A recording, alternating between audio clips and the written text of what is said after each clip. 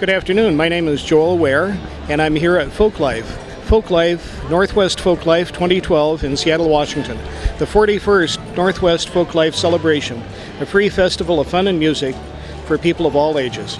Folklife is supported by people like you and me. Folklife receives no federal funding. Folklife receives a little bit of funding from the City of Seattle and the Parks Department, but most of the funding comes from folks like you and me, and I'd like to encourage everyone to contribute.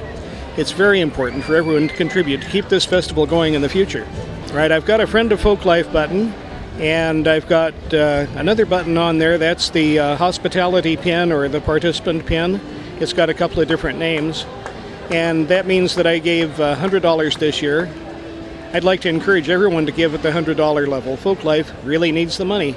A lot of this stuff doesn't come for free, like sound systems and bringing in refrigeration and food and portable presentation equipment. All of these things the choristers stand on, you know, they have to be rented someplace and brought out here. So do contribute and keep Folklife going.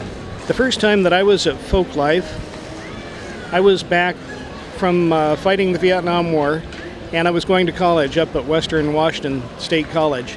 That's before it became Western Washington University.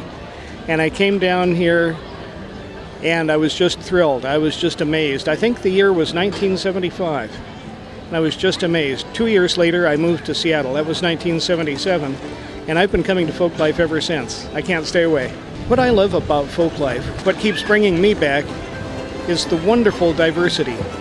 Only at Folklife I can hear all of these different styles of music. Every year that I come to Folklife, I hear something new. I hear something different. I hear something I haven't heard before. And that, to me, makes a big difference. Every year I come here, I learn something new. One year it's Bulgarian, the next year it's Mexican. The year after that, maybe it's labor. The year after that, maybe klezmer. But there's always something new at Folklife. This year at Folklife, I learned a new style of square dancing. And I heard some wonderful storytelling. And I heard some wonderful Indian flute by Paul Wagner. There were many wonderful, wonderful things so far at Folklife, but of course we're only halfway through. This is Saturday, and we have 2 more days to go. We have Sunday and Monday, and I'm expecting to do some great sing-along tomorrow. I generally come all 4 days to Folklife. Yeah, I wouldn't want to miss a day of it. I just wouldn't want to miss a day of Folklife. It's also interesting, it's also engaging, and it's also participatory. There's a lot of things to do here at Folklife. You can learn how to play an instrument, you can sing, you can dance, or you can just goof off, lie in the sun, and enjoy the music. I enjoy dancing. I like circle dancing and square dancing and the occasional contra dance. And what really interests me is learning the different styles of folk dancing.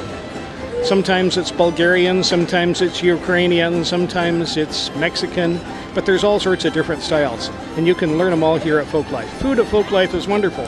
The food at Folklife has wonderful diversity.